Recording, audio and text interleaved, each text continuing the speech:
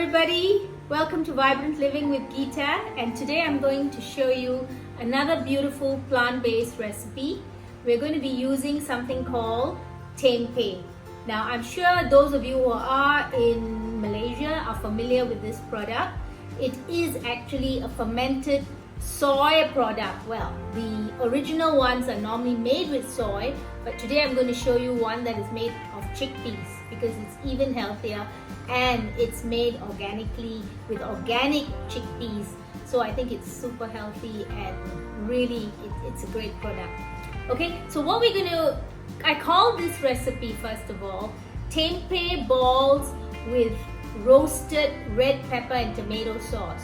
Some of the benefits of tempeh, of course, is that especially if it's made of chickpeas, is that it's very high in protein, all right, and it is also fermented, so it is a prebiotic and a probiotic, which means that it is good for digestion. It's got a very strange kind of chewy texture. It is actually a product of the normal one is made of soy, so it's in the same family as tofu, but it is much less refined than tofu, so it is healthier for you. So the normal one normally comes like this. It's made and wrapped up in this leaf called daun simpoh ayer. All right, for those of you who want to understand how to make the tempeh, I will highlight that in another video, okay? But apart from that, I'd like to show you what happens when you open this up. Okay, and let's do that. Just to let you know, in the meantime, I'm actually steaming the tempeh. In this recipe, we're going to use steamed tempeh. So that is in the pot right here. And it's already been about 5-6 minutes. So I'm going to switch it off now. Okay, so let that sit. In the meantime, I would like to show you how it looks like in the leaf, and this is the mycelium. It takes about 24 to 48 hours for this to become coated with the whole fungus like this. All right, and we put it in a warm place, a warm dark place for this to happen. So now the tempeh has been steaming for about 6 to 7 minutes. We're going to take it out and immediately put it into the food processor. I'm using a mini food processor. I think it's best first if we cut up the tempeh a little bit. Okay, cut it up into smaller pieces. Now remember, the key about making this is that you need to retain the texture. We do not want it too soft. Okay, this is just nice. See, it cuts it up very nicely. Now I'm going to leave the pieces big like this so that it doesn't get too textured. All right, we really want the texture.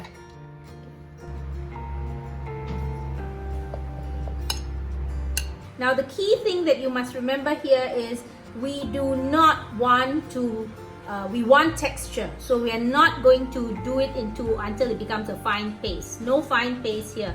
Everything should be nice and a little bit rough. Okay, so here we do the onions. Now all the exact amounts will be given to you in the links below here. Alright, and I have also some celery. Now I'm using celery a little bit because again it gives texture. A little bit of garlic. So I have some mint. I have some, and there's some parsley here too.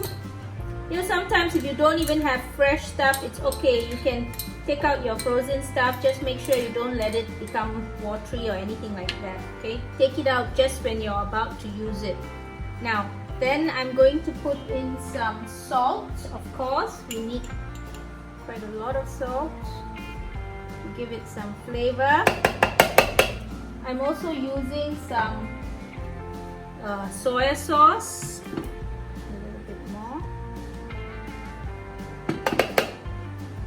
and then we're going to put in some tomato paste, and if you want a little bit of heat, right, some chili flakes as well. Alright, the next thing that I want to put is a little bit of water to let the ingredients blend a little bit. Alright, remember, do not blitz it completely, so we're going to use it in spurts. Okay, then you thin it down, you can see, yeah. So keep the texture, okay, that's the important thing. You have the option of putting in either some walnuts or some almonds, whatever, but get that crunchy flavor. That's why I've left that to the last, okay?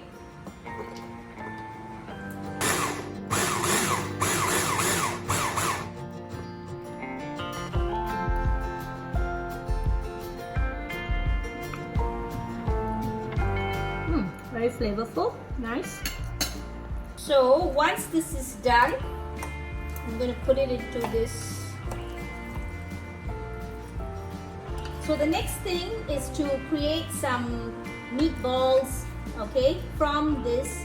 Now I'm just going to put a little bit of oil on my hands, and the oil I'm using is the organic coconut oil. It's got a great smell. This is the one that I used in my last recipe as well.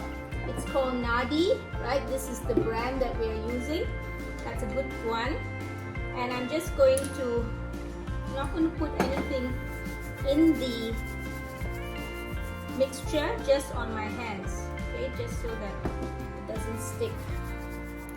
Now if you find that it's a little bit soft, and this is a little bit soft, you can add a little bit of breadcrumbs to it. And I want you to keep it in the fridge for at least maybe about an hour or so to help it to firm up. So here we are. We have these tempeh balls, which have now, I put some breadcrumbs on the top, okay? And we're now going to fry them in the air fryer. This is my air fryer, and the technique here is that it's got a basket and it does all these things very fast. So I'm going to spray extra virgin olive oil spray. Okay, not a lot, just a little bit. And now, mine is a very simple air fryer. We're going to put them on. Now what I found is that when you do this, if you're not planning to use them immediately, you can actually half fry them and then keep them away, freeze them, and then take them out straight from the freezer and actually fry them. It's fine. It works very well, so that's great. Alright, so I've put this for about 6 minutes. That's quite a lot, but we can actually open it up even once it's 3 or 4 minutes if you feel that it's done. Okay, alright? So the next part of the recipe is just to do the sauce, which is a tomato-based sauce or a roasted red pepper sauce. Now since what I'm trying to show you here is the making of the tempeh balls themselves, I already have a tomato-based sauce which I have made. Now I'm going to put the links for you in the recipe so that you can make your tomato-based sauce, or you may have your own recipe for making a tomato-based sauce. Basically, it goes well with any tomato-based sauce. And we are going to open up the air fryer. They look good, nice and hard now. See, they've firmed up nicely. And we're going to add this to our tomato sauce. Okay? And it's all plated and ready for you to eat. Now this will be great if you eat it with some quinoa, or if you eat it with some rice, or anything that is a staple for you. Okay, the thing that we are using is that we've made it plant-based, we've made it vegan, so that you don't have to eat meat if you don't want to, and you still get a beautiful, flavorful dish which is delicious for all time. Enjoy!